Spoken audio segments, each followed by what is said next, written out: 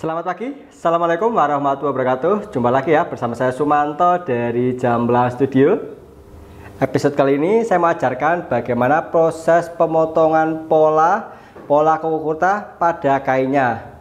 Jadi saya jelaskan dulu buat teman-teman yang sedang belajar membuat kuku kurta. Ini kita memasuki tahapan pemotongan pola pada kain.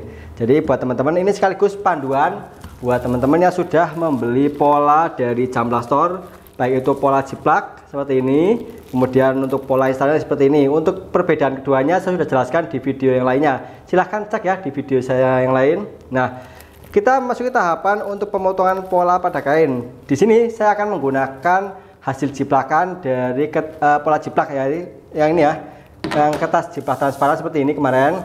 Silahkan teman-teman bisa ikuti. Untuk yang punya pola instan ya bisa dipergunakan. Nanti bisa diikuti, sesuaikan ya. Kan sama saja ukurannya. Di sini saya menggunakan ukuran M, size M. Silahkan teman-teman ikuti saja untuk petunjuk penggunaannya ya.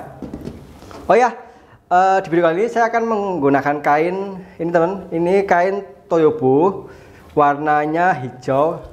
Hijau apa biru ini ya? Ini hijau ini. Kemudian saya akan kombinasikan dengan warna hitam. Sebenarnya untuk warna hitam ini sedikit dan itu pun hanya opsional ya. Jadi misalkan di lengan saya ini perhatikan, ini ada sopal atau tambahan kain warnanya hitam. Nah ini saya menggunakan seperti ini. Juga nanti untuk belahan ininya menggunakan warna hitam. Itu hanya untuk pemanis saja. Nanti saya pergunakan warna hitam ini kain perca sebenarnya sisaan seperti itu. Oh ya, sebelum pemotongan pada kain, teman-teman bisa cek dulu ya untuk keperluan kainnya berapa sih, bisa cek di sini baik yang menggunakan pola instan atau jiplak. Ada ini ya panduan penggunaan, teman-teman bisa cek di bagian bawah sini. Nah bentar saya zoom dulu yang ini ada di bagian bawah ini ada kain per meter yang dibutuhkan berdasarkan ukuran. Untuk M menggunakan 1,6 meter.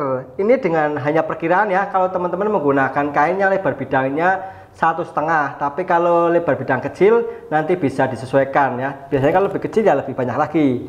Maksudnya bagaimana? Kain itu beda-beda. Nih saya menggunakan kain, berarti standarnya itu 1,6, itu pun hanya perkiraan. Itu sudah saya lebihkan, mungkin hanya butuh 1,5 kalau untuk size M ya. Kalau semakin besar ya semakin banyak. Ini saya menggunakan kain Toyobo ya, Toyobo warna biru seperti ini. Ini panjangnya itu 2 meter kurang lebih. Jadi ini satu, ada lebihan lagi dikit. Ini kalau direntangkan itu lebar bidangnya itu, ini kan pinggiran kain. Nah di sini ya, ini 1,5 meter ininya, semuanya dari ke kanan ke kiri. Kalau bagian atas kan ini potongan. Nah itu kainnya seperti itu. Itu yang lebar bidang 1,5 meter ya. Kalau yang lebar bidang kecil berarti nanti lebih banyak lagi. Tapi nggak apa-apa, yang penting teman-teman tahu nanti cara pemotongannya. Oke, kita mulai pemotongan. Saya pergunakan kain yang ini saja. Nanti untuk yang hitam ini, untuk sopalnya belakangan. Nanti pada saat penjahitan saya jelaskan. Oke, untuk pemotongan silahkan teman-teman lipat dulu kainnya. Jadi dilipat dua seperti ini. Ditaruh yang bagian sisi dalamnya di luar atau kain yang buruknya, yang bagusnya di dalam. Bentar, ini kebalik ya. Oh, kebalik. Untuk membedakan, biasanya kalau kain Toyobo itu seperti ini. Bentar, tak jelaskan dulu ya. Ini kebetulan nggak ada mereknya. Untuk sisi dalam dan luarnya, kalau teman-teman tanya itu kainnya apa, saya jenisnya katun Toyobo. Mana ya? Yang hitam ini. Ini saya ada. Nah ini, kalau yang sisi luar itu ada tulisannya seperti ini. Bentar, kelihatan nggak ya? Nah seperti ini. Deluxe Toyobo ya. Ini yang agak bagus. Kalau ini ya kelas bukan KW ya, mungkin kelas 2-nya saya nggak tahu. Tapi ini memang agak kasar, kalau ini halus tebel juga. Nah ada ini sisi luarnya. Tapi kalau dari ini kelihatan nanti perbedaannya, kalau polos dia salurnya itu ke kanan. Jadi kalau sisi memanjang ini kan ke ini ya, dia seratnya kelihatan ke kanan. Kalau dilihat di kamera nggak kelihatan ya, tapi kalau di ini diperhatikan kelihatan. Nah, saya cari ke kanan, berarti yang ke kiri sisi yang dalam. Kita balik dulu posisinya. Oh ya, untuk pemotongan kain itu untuk koko ini kita potong bagian yang lebar-lebar dulu. Misalkan untuk pola badan depan, badan ini belakang ya, ini badan depan dan juga nanti lengannya. Untuk perintilannya nanti sisanya saja, jadi lebih hemat. Cara seperti itu. Saya singkirkan dulu di sini ya. Cara pemotongannya, tadi saya jelaskan salah ya, maaf ya. Jadi pelipatannya seperti ini.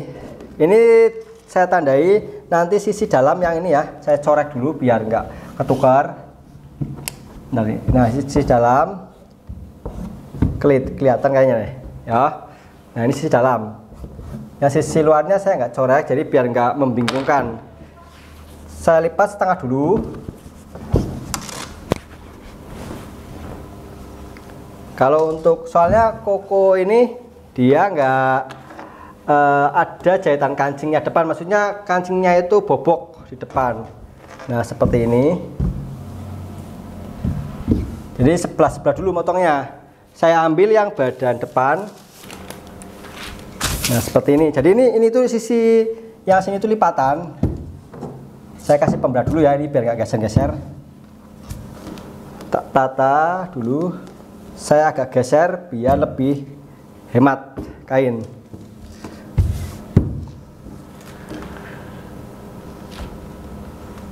Kan masih banyak sayang nanti ya.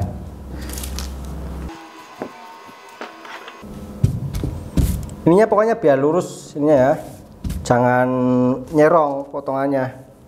Oke, geser sedikit. Untuk semuanya dikasih kampu 1,5 cm. Nah, ini bagian tengah mukanya, ini kan lipatan. Nah, ini disejajarkan. Oke, kalau bawahnya kita sisakan sedikit saja untuk kampu nanti. Ini saya kasih pemberat ya, biar nggak geser. Teman-teman boleh dikasih jarum pentul. Kalau punya jarum pentul nggak apa-apa, tapi saya pakai ini saja lebih praktis. Ini biarpun kecil lumayan ya, nggak agak berat, jadi nggak geser kainnya. Oke, udah rata saya pikir. Nah, sekarang saya akan potong semuanya. Dipotongnya ditambahkan kampu 1,5 cm. Kira-kira ini 1,5 cm saja, jangan banyak-banyak, soalnya ini area melengkung. Semuanya saya tambah kampu 1,5 cm.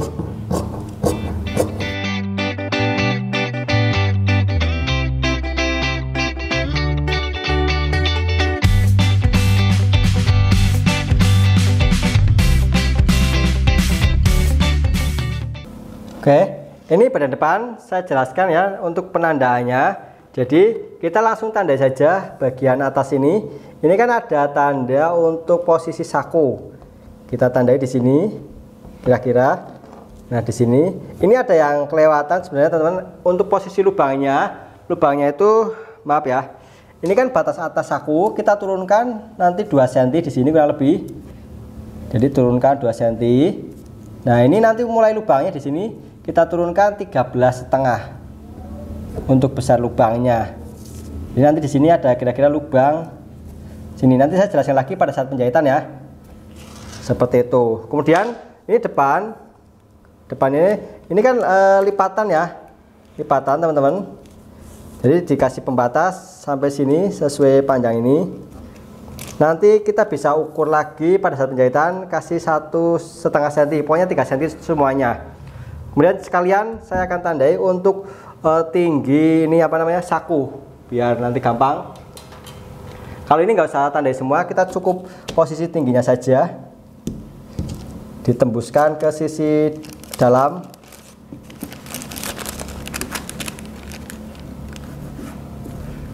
Nah, nggak apa-apa, seperti ini saja. Yang penting kita tahu posisi tingginya. Oke, sip. Kalau teman-teman pingin lebih enakan, kalau buat pemula ini bisa dikasih coretan, misalkan seperti ini. Untungnya sebelah sini. Bentar, nih tak coret kecil-kecil ya.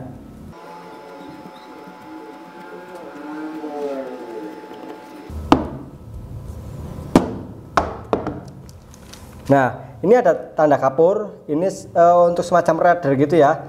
Jadi ini kan ukuran mateng, jadi nanti teman-teman bisa ngikutin ukuran ini pas jadinya.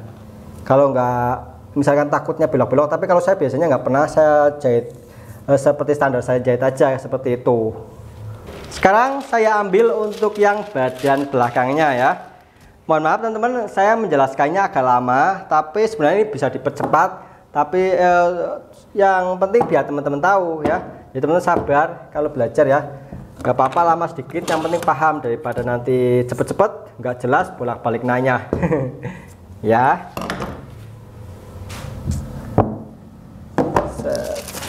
Nah ini tak geser lagi. Bentar, sebenarnya ini bisa dipakai untuk sisi lengannya, tapi saya pakai untuk badan saja. Oke. Ini kebutuhannya itu paling nanti sekitar 1,5 meter, nggak sampai. Kita balik lagi. Ingat, ini sisi dalam nantinya dicorek ya. Jadi nanti yang sisi luar ini kan ada sisa nih. Biar nggak kebalik, kita motongnya dari sisi yang dalam. Pastikan, jadi ini lipatan. Ini kan pinggiran kain di sini teman-teman. Ini ya. Jadi jarak ke sini di bagian sini itu kira-kira sama. Ya walaupun nanti mungkin miring sedikit nggak apa-apa. Tapi sama ya, jangan dipaksakan lurus gitu. Maksudnya biar ngirit gitu jangan. Tujuannya biar rata, nanti nggak melintir jadinya. Seperti itu. Oke, sekarang ini bagian belakang. Bagian belakang pemotongannya seperti ini. Nah, ini saya balik ya biar lebih hemat. Ini di bagian atasnya sini, bawahnya yang sini. Ini titik tengah belakangnya. Yang penting kira-kira masih dapat kampuh. Diratakan dulu. Ini kainnya belum saya setrika ya, jadi agak melekitut. Oke, seperti ini. Bentar, tak geser ke atas dulu ya. Oke, yang ini saya tindih biar nggak geser. Nah, ini dikasih pemberat. Kalau nggak dikasih pemberat, nggak rata, nanti malah lagi dipotong jalan-jalan kayaknya. Nah, ini di tengah mukanya. Ingat, ini bagian sini itu area lipatan. Ya, ini nanti sisi yang sampingnya, yang sini. Ini bawahnya. Oke, sama seperti badan depan. Kita tambahkan kampuh 1,5 cm. Oh ya, sebenarnya nggak tepat 1,5 cm ya. Biasanya gini. Kalau di bagian samping itu agak lebar 1,5 cm. Tapi itu pun kembali kepada jahitan masing-masing ya. Ada yang lebar, ada yang kecil. Tapi kalau untuk bagian kerung lengan itu paling 1 cm lebih dikit, nggak nyampe 1,5. Untuk atas dan ini juga sama. Kecil kok, nggak biasanya 1,25 mungkin ya. Tapi itu juga tergantung kebiasaan juga. Seperti itu. Oke. Saya potong lagi untuk sisi ini. Ini dari atas mulainya. Ini kerung leher atas belakang. Ditambahkan kampuh 1 cm lebih, hampir 1,5 cm.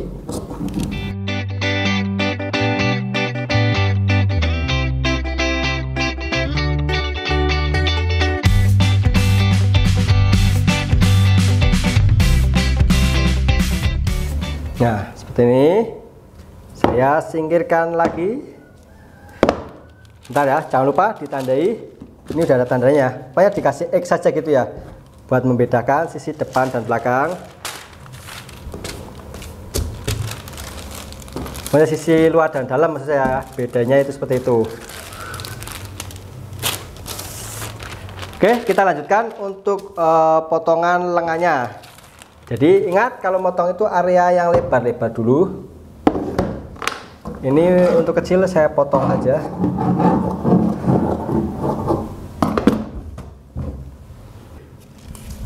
Tata dulu, kita cari posisinya biar lebih hemat. Kalau ini boleh digeser ke sini juga nggak apa-apa, ding. Ini ya, semuanya full ya. Jadi dilipat 2 saja. Sebenarnya kalau untuk pemotongan itu istilahnya nggak ada penataan pastinya ya, tergantung kondisi, tergantung lebar kain, kemudian ukurannya. Yang jelas ada beberapa aturan yang baku itu. Untuk posisi seratnya, jadi kalau untuk lengan, sekali lagi untuk badan itu tadi ya, untuk kayak badan itu arahnya harus memanjang. Jadi ini arah memanjang kain, sana serat lebar. Jadi seperti ini pemotongannya nggak boleh seperti ini, ke arah sana nggak boleh ya. Atau malah diagonal seperti ini. Kadang-kadang mungkin teman-teman biar lebih hemat nggak boleh, harus lurus seperti itu. Jadi nanti apa namanya, nggak melintir jadinya ya. Oke, saya posisikan, saya perkirakan titik tengah ini dengan sini simetri gitulah ya, lurus. Oke, udah dapat, ujungnya cukup, nggak ada potongan. Saya kasih pemberat di sini. Sip, sekarang saya potong. Untuk ini sama ya, pemotongannya dilebihkan untuk kampu jahitan saja. Seperti ini. Bentar, ini biar nggak lari, takutnya ini ketarik ke bawah kayaknya.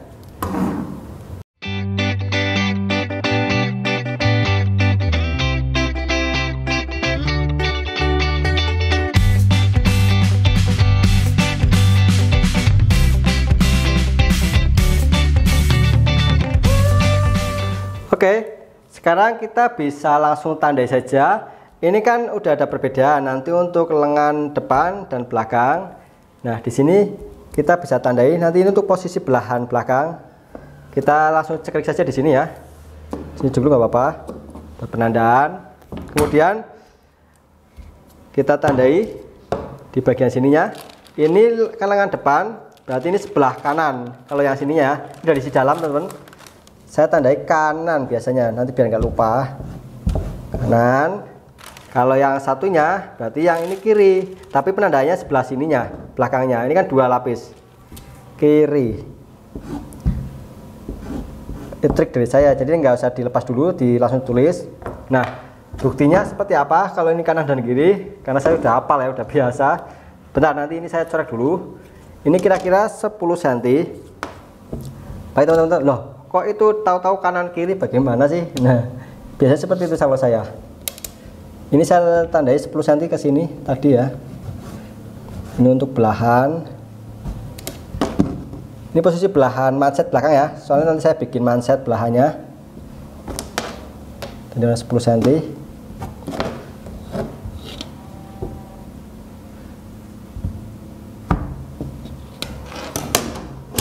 Atau teman langsung mau potong juga nggak apa-apa, seperti ini.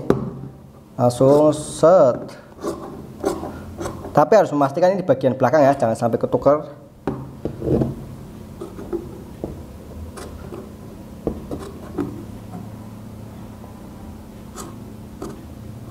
Nah, nih pemotongannya seperti ini, saya jelaskan dulu nih ya. Ini dari belahan ini. Kemarin pemotongannya, jadi ini dilipat dulu kalau belum tahu gambarnya ya. Misalnya ini. Ini totalnya ada berapa? Ada 30, katakanlah 31 gitu ya. Dibagi 2, kemudian ini ada berapa? 15 lebih dikit ya, hampir 16 dibagi 3. Dari 3 bagian. Nah, ini nanti untuk posisinya. Kemudian ini masuk sekitar 10 cm, di bagian ini kasih segitiga sekitar 1 cm. Nah, ini ada segitiga ke sini. Oke, nanti saya terangkan lagi pada saat penjahitan. Itu untuk belahan manset belakang ya. Belahan manset itu seperti apa? Ini yang seperti saya pakai ini. Nah, ini ada mansetnya nih. Kita akan nanti belajar seperti ini ya.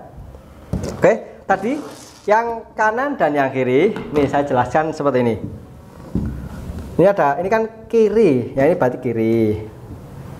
Set. Nah, ini kalau dipaskan, nah ini, yang ini kanan. Nah, seperti ini. Set. Ini kalau dipaskan, soalnya polanya itu kan udah menjorok, sisi kanan dan kiri beda ya. Bentar.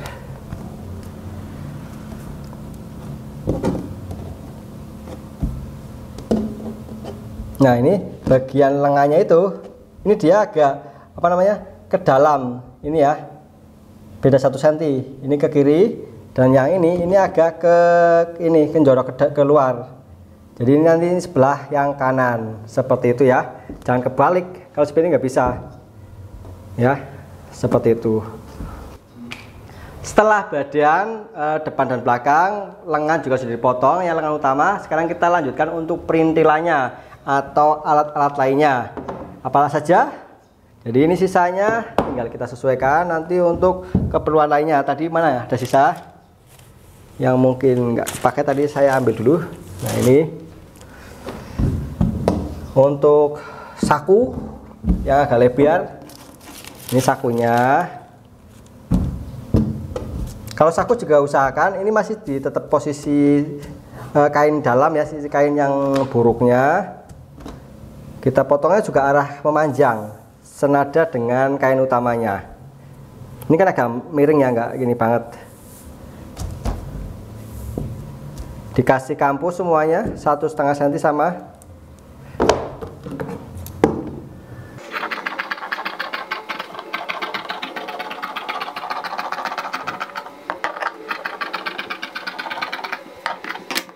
Oke, dicoret juga, jangan lupa. Ini motongnya 2 lapis sekaligus ya. Soalnya untuk kanan kiri. Kemudian apa maning oh? Apa maning itu apalagi? Ini masih ada lain-lainnya. Untuk manset. Ini apa namanya? Manset ujung lengan ya ini. Ini manset itu ini totoknya ini ya. Ujung ini. Nah, ini kita potong kainnya. Kita cari yang serat memanjang. Nah, ini saja nih.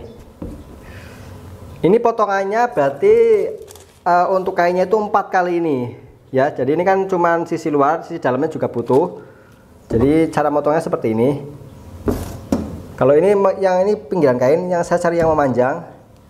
Cari yang kira-kira panjangnya seukuran itu. Oke, ini sisi dalamnya tadi ya. Saya takut lupa nanti.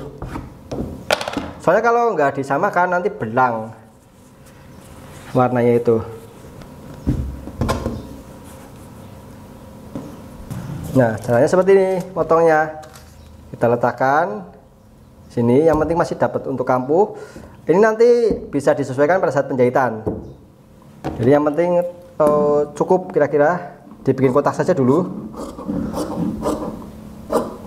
Kira-kira cukup untuk 2 kali dikasih kampuh.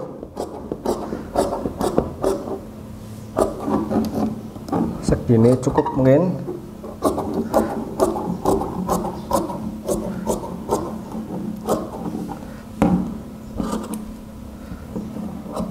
Nah, kok seperti itu? Sebenarnya macam-macam caranya ya.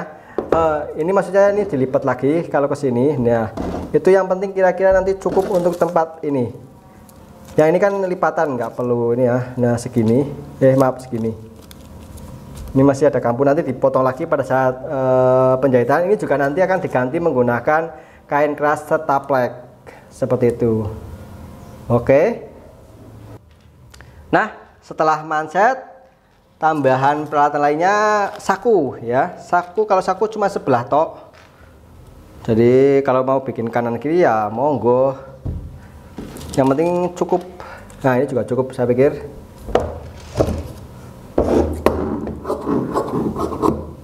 Nanti disesuaikan lagi pada saat penjahitan biar lebih gampang. Kita yang penting cukup.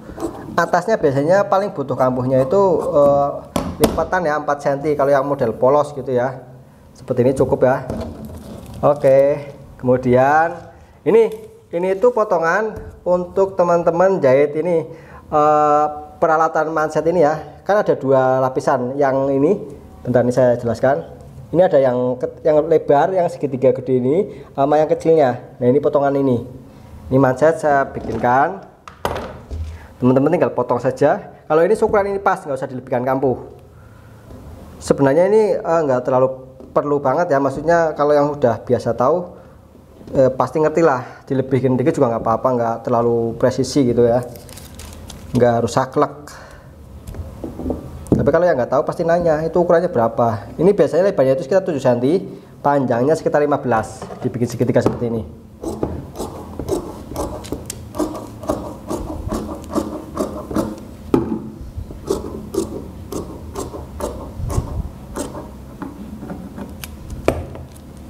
Kok malah ini lari ya? Bentar.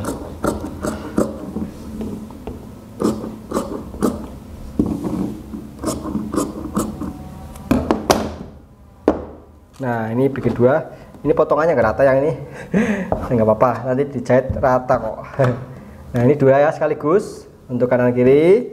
Kemudian jangan lupa untuk yang ininya, yang kecilnya, perintilannya Cukup nggak ya ini? Nah, ini cukup.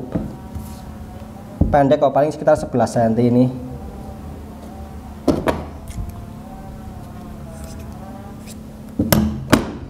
Kalau ini dipas juga ya, ukuran ini kira-kira.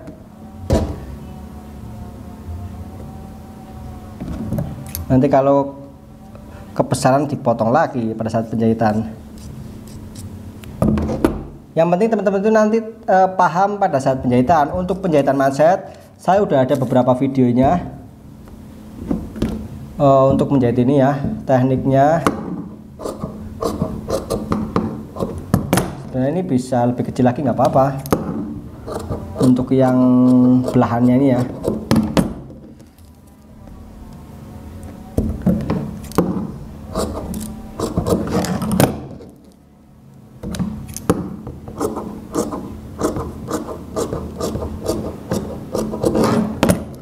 Oke, ini untuk manset belahannya ya.